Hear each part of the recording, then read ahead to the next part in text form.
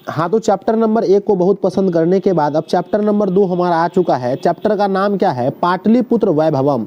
यानी इस पार्ट से हम आपको 2 वीडियो देने वाले हैं। इस पार्ट में पहला पूरा स्टोरी वाला, जिसमें हम आपको सब्जेक्टिव भी कराएंगे, और दूसरा वीडियो आएगा ऑब्जेक्टिव वाला। अगर आप इस दोनों वीडियो को कंप्लीट देख लेते हैं तो आपके एग्जाम में इस चैप्टर से 3 ऑब्जेक्टिव क्वेश्चन और प्लस में 1 सब्जेक्टिव, 5 नंबर एकदम कंप्लीट हो जाएंगे। ठीक है, हमने आपको क्या बताया कि संस्कृत में हम आपको टोटल 14 चैप्टर आपके बुक में है। कक्षा 10 बिहार बोर्ड के लिए हम आपको 2-2 वीडियो देंगे, एक एक चैप्टर का 28 वीडियो मिलेगा, और वो भी 5 दिनों के अंदर, क्योंकि एग्जाम बहुत करीब है और आप लोगों को संस्कृत से बहुत डर लग रहा है। संस्कृत में 40 से 45 ऑब्जेक्टिव बुक के आते हैं और प्लस में 16 नंबर क्वेश्चन लिखने के, तो लिख है ना, लगभग हमारा 60 से 65 नंबर आपका आ जाएगा संस्कृत बुक में, जो कि हम आपको 5 दिन में वीडियो में देंगे। आपको जहां तहां पढ़ने से बिल्कुल भी फायदा नहीं है। आप इस है ना, आप इन्हीं 28 वीडियो को है ना कंप्लीट देख लीजिएगा, आपके एग्जाम में सारे क्वेश्चंस हो जाएंगे, ऑब्जेक्टिव सब्जेक्टिव दोनों। तो आइए हम शुरू करते हैं चैप्टर नंबर 2 को। चैप्टर का नाम क्या है? पाटलिपुत्र वैभवम, है ना। चैप्टर नंबर 1 हमने पहले पढ़ाया, जिसका लिंक डिस्क्रिप्शन में है, जाके आप देख सकते हैं, है ना। तो पहला देखिए, यहाँ पर जितने भी मैं आपको स्टार बताएंगे, ये सारे स्टार ऑब्जेक्टिव के पर्पज से होंगे, और सब्जेक्टिव क्वेश्चन हम आपको नीचे बताए हैं। तो पहला है कि बिहार राज्य की राजधानी पाटलिपुत्र है या पटना है? पाटलिपुत्र को राजधानी नगर कहा जाता है। एग्जाम में पूछा जाएगा कि किसे राजधानी नगर कहा जाता है, ऑप्शन खोज के मारना है पाटलिपुत्र को। या आपसे पूछा जाएगा कि बिहार की राजधानी कहाँ है, तो आंसर है पाटलिपुत्र। पाटलिपुत्र धार्मिक क्षेत्र, राजनीतिक क्षेत्र एवं उद्योग क्षेत्र में लोगों का ध्यान आकर्षित करते हैं। ठीक है, अगला पॉइंट आपको पढ़ना है कि विदेशी यात्री मेगास्थनीज, फाहियान, हुएनसोंग, है ना, इत्सिंग प्रभृत्य ने अपनी आत्मकथा में पाटलिपुत्र का वर्णन किया है। एग्जाम में पूछा जाएगा निम्नलिखित में से किनने पाटलिपुत्र का वर्णन अपनी आत्मकथा में किया है। ऑप्शन में मेगास्थनीज रहेगा, फाहियान रहेगा, है ना, ये सब रहेंगे। तो ऑप्शन आपको डी मारना है, इनमें से सभी ने किया है।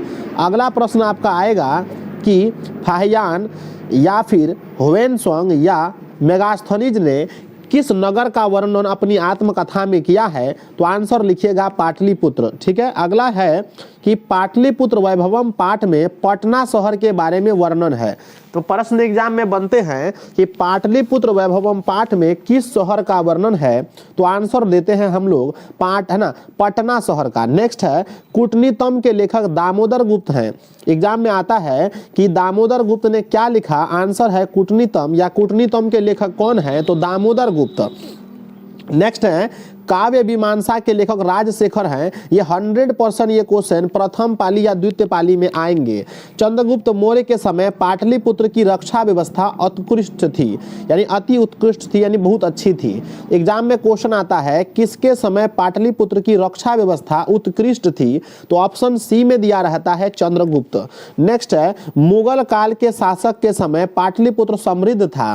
पेपर में क्वेश्चन आएगा किसके शासन काल के समय पाटलिपुत्र समृद्ध था, आपको आंसर देना है मुगल काल के समय।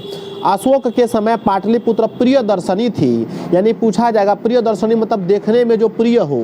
एग्जाम में क्वेश्चन आएगा किसके शासन के समय पटना प्रियदर्शनी थी, आंसर मारना है अशोक के समय। गुप्त वंश के शासन काल में कौमुदी महोत्सव मनाया जाता था। एग्जाम में क्वेश्चन आएगा कि कौमुदी महोत्सव कहाँ मनाया जाता था, तो आंसर पाटलिपुत्र में। नेक्स्ट किसके शासन काल में, तो गुप्त वंश के शासन काल में। पूछेगा किस ऋतु में, तो याद रखिएगा ऋतु था हमारा शरद ऋतु में, शरद ऋतु में मनाया जाता था। नेक्स्ट है हमारा प्राचीन ग्रंथ में पाटलिपुत्र को पुष्पपुर और कुसुमपुर भी कहा जाता था। मध्यकाल में पटना को पटनेती भी कहा जाता था। नगर पालिका की देवी पटन देवी थी। एग्जाम में क्वेश्चन आएगा कि नगर पालिका की देवी कौन थी, आंसर दीजिएगा पटन देवी। पाटलिपुत्र में सिख धर्म के 10वें गुरु गुरु गोविंद सिंह जी का जन्म हुआ था। एग्जाम में ऑब्जेक्टिव क्वेश्चन आता है कि पाटलिपुत्र के, है ना, पाटलिपुत्र में किस महापुरुष का जन्म हुआ, आंसर दीजिएगा गुरु गोविंद सिंह। गुरु गोविंद सिंह सिख धर्म के कौन से गुरु थे, आंसर दीजिएगा 10वें गुरु थे। इनका जन्म कहाँ हुआ था, आंसर दीजिएगा पाटलिपुत्र में, है ना। अगला प्रश्न है कि पटना के उत्तरी दिशा में गंगा नदी बहती है। तो पटना किस नदी के किनारे है? गंगा नदी के किनारे। गंगा नदी पटना के किस दिशा में है? उत्तर दिशा में है ना। गंगा के ऊपर एशिया का सबसे बड़ा पुल गांधी सेतु पुल है। एग्जाम में क्वेश्चन बनते हैं कि गांधी सेतु पुल कहाँ पर है? आंसर पटना में। किस नदी पर है? तो आंसर दीजिएगा गंगा नदी पर। या एग्जाम में ये पूछे कि एशिया का सबसे बड़ा है ना, एशिया का सबसे बड़ा पुल कौन सा है? तो आंसर दीजिएगा गांधी सेतु पुल। जितने भी क्वेश्चन इस चैप्टर से बनेंगे सारे क्वेश्चंस आपको हम यहाँ पर करवा देंगे। नेक्स्ट है हमारा पटना का इतिहास 2500 वर्ष पुराना है। सरस्वती का कुल गृहम पाटलिपुत्र को कहा जाता था। एग्जाम में आएगा कि है ना, सरस्वती का कुल गृहम किसे कहा जाता था? आंसर मारिएगा पटना को या पाटलिपुत्र। बुद्ध के समय में इसे पाटलीग्राम कहा जाता था। एग्जाम में क्वेश्चन आएगा कि कौन है ना, कौन बार बार पाटलिपुत्र आए थे? तो आंसर दीजिएगा भगवान बुद्ध बार बार पाटलिपुत्र आए थे। और बुद्ध के समय पाटलिपुत्र का नाम क्या था? तो बुद्ध के समय पाटलिपुत्र का नाम पाटलीग्राम था। ये भी आपको याद रखना है। नेक्स्ट है बुद्ध भगवान ने पटना के विषय में कहा, पटना भविष्य में महानगर बनेगा परंतु इसे जल और अग्नि से हमेशा खतरा रहेगा। तो ऐसा कहने वाले कौन थे? भगवान बुद्ध ने कहा था कि इसे जल और अग्नि से हमेशा खतरा रहेगा।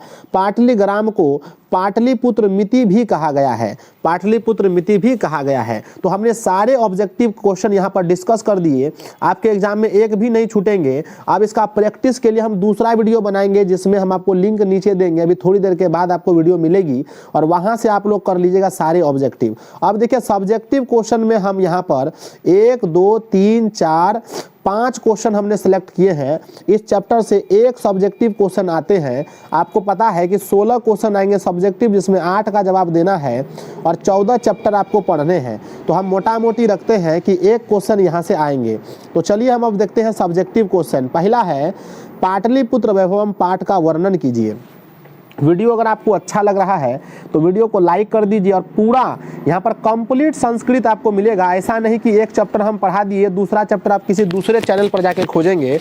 हम इसी चैनल पर आपको कंप्लीट चैप्टर कराएंगे 14 के 14 28 वीडियो में, वो भी 5 दिनों के अंदर, है ना। तो लिखा गया है पाटलिपुत्र वैभवम पाठ का वर्णन कीजिए। तो इस पाठ में पाटलिपुत्र का वर्णन किया गया है। इसमें पाटलिपुत्र का राजनीतिक, धार्मिक और पर्यटन के आधार पर महत्व बताया गया है। विभिन्न वंश के शासकों के समय पाटलिपुत्र की स्थिति को बताया गया है। भगवान बुद्ध ने पाटलिपुत्र के बारे में क्या कहा यह भी इस पाठ में वर्णित है। यह पाठ बिहार की राजधानी पटना के गौरव का बखान करती है। यानी पाटलिपुत्र वैभवम में पूरा आप देखेंगे तो घुमा फिरा करके पटना के महानता के बारे में, पटना के इतिहास के बारे में ही बताया गया है। हम इसको अपने शब्दों में लिखे हैं, यह किसी मॉडल पेपर या गैस पेपर का आंसर नहीं है। इसलिए आप इसे खूब बढ़िया से या तो आप इसे लिख लें, स्क्रीनशॉट लेने के चक्कर में ना रहें। स्क्रीनशॉट लिया हुआ कोई फिर से पढ़ता नहीं है, इसलिए आप लिख लें। इसका नोट्स भी आप खरीद सकते हैं हमसे, वो हम आपको बताएंगे कैसे ले सकते हैं या फ्री में आप कैसे ले सकते हैं, है ना। नेक्स्ट हमारा भगवान बुद्ध ने पाटलिपुत्र के बारे में क्या कहा है? तो उत्तर है भगवान बुद्ध के समय पाटलिपुत्र पाटलीग्राम के नाम से जाना जाता था। ये देखिए सबसे पहले ये मोस्ट इंपॉर्टेंट क्वेश्चन है, बहुत VVI क्वेश्चन है ये, ठीक है। चलिए तो भगवान बुद्ध के समय पाटलिपुत्र पाटलीग्राम के नाम से ही जाना जाता था। भगवान बुद्ध ने पाटलिपुत्र के बारे में कहा यह ग्राम भविष्य में महानगर बनेगा परंतु इसे अग्नि और जल से खतरा बना रहेगा। तो यही कहा था भगवान बुद्ध ने पाटलिपुत्र के बारे में। और कई बार एग्जाम में क्वेश्चन पूछे गए हैं कि भगवान बुद्ध ने पाटलिपुत्र के बारे में क्या कहा था। अब चलिए नेक्स्ट देखते हैं हम। अगला प्रश्न आता है कि पाटलिपुत्र के पर्यटन स्थलों के नाम लिखें। तो याद रखिएगा 14 चैप्टर में आपके एग्जाम में 16 क्वेश्चन आएंगे, बनाने हैं आपको 8 ही क्वेश्चन, इसीलिए हम जितना सब्जेक्टिव बता रहे हैं इतना काफ़ी है। है ना। पाटलिपुत्र के पर्यटन स्थलों के नाम लिखें। तो पाटलिपुत्र के पर्यटन स्थलों के नाम निम्नलिखित हैं। पहला है, वहाँ म्यूजियम मिलेगा, संग्रहालय, गोलघर, जैविक उद्यान, संजय गांधी, है ना, क्या लिखा है, सॉरी, गांधी सेतु पुल एवं गुरुद्वारा इत्यादि यहाँ के पर्यटन स्थल है। इसमें कॉमा लगाना छूट गया है तो हम ठीक कर देंगे। नेक्स्ट है, चंद्रगुप्त मौर्य के समय पाटलिपुत्र की स्थिति का वर्णन कीजिए। तो उत्तर है, चंद्रगुप्त मौर्य के समय पाटलिपुत्र की शोभा, रक्षा व्यवस्था उत्कृष्ट थी, मतलब बहुत ही अच्छी थी। चलिए, इस अध्याय का लास्ट हमारा क्वेश्चन है कि पाटलिपुत्र में प्रत्येक वर्ष मनाए जाने वाले उत्सव के बारे में लिखें। तो आपको पता होगा कि पाटलिपुत्र में प्रत्येक वर्ष गुप्त वंश के शासन काल में, गुप्त वंश के, सॉरी यहाँ पर गुप्त वंश लिखा है, ऊपर में कोई दूसरा वंश तो नहीं ना है जी, ऊपर में क्या लिखा है, कौन सा वंश है देखने दीजिए, कहीं मिस्टेक तो ना। हाँ, यहाँ भी लिखा है गुप्त वंश के शासन काल में। चलिए ठीक है, तो क्या लिखा हमने, गुप्त वंश के।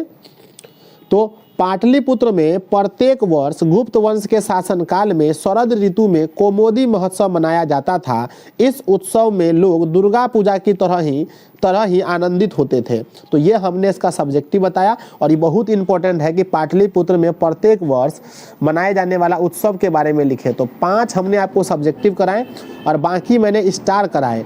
तो एक भी क्वेश्चन नहीं छूटेगा। आप इस वीडियो को, अगर आपको डाउट लगता है तो आप इस वीडियो को कम से कम 2 बार देख लीजिए, आपका डाउट खत्म हो जाएगा। आप जाइए, नीचे एक लिंक दिया गया है, इस चैप्टर का ऑब्जेक्टिव जरूर लगा लीजिए। हम बता रहे हैं सब्जेक्टिव तो आप लोग देख ही लिए, ऑब्जेक्टिव 100% लगाना जरूरी है, तब आपका ये चैप्टर कंप्लीट हो जाएगा। जैसा कि नंबर 1 चैप्टर आप लोगों ने कंप्लीट किया, पहला चैप्टर मंगलम सबका कंप्लीट हो गया, तो दूसरा भी कंप्लीट कर लीजिए। बहुत जल्दी, ज़्यादा दिन नहीं रुकना है, एग्जाम करीब है, सर पर एग्जाम है, 5 दिन के अंदर सारा वीडियो मिल जाएगा। अगर आप 2-4-5 दिन बाद मेरी वीडियो देख रहे हैं तो जाइए, हमारा प्ले लिस्ट में या नीचे लिस्ट दिया गया होगा, उसमें सब वीडियो देख लीजिए। हमने पहले पूरा वर्णिका पढ़ा दिया है, पूरा गोधूली पढ़ा दिया है, गोधूली का काव्य खंड में भी 6 चैप्टर है ना, पूरा कंप्लीट कर दिया। तो सबको देख लीजिए। हिंदी संस्कृत के लिए आप मेरे चैनल पर पूरा डिपेंड रह सकते हैं और वीडियो को देख सकते हैं। तो जल्दी से जाइए, और आपने अभी तक लाइक नहीं किया तो वीडियो को लाइक कर दीजिए। चैनल पर पहली बार है तो सब्सक्राइब कर लीजिए, ताकि एग्जाम भर आपको अच्छी वीडियो मिलती रहे। उसके बाद फिर आप अनसब्सक्राइब भी कर सकते हैं। तो मिलते हैं उस वीडियो पर। धन्यवाद आप सभी का वीडियो को देखने के लिए। अपने दोस्तों को शेयर कर दीजिए, ज़्यादा जलन का भाव मत रखिए कि वो भी पढ़ लेगा, पढ़ने दीजिए, शेयर कर दीजिए, सबको पढ़ने दीजिए, आपका ही दोस्त है। चलिए, धन्यवाद।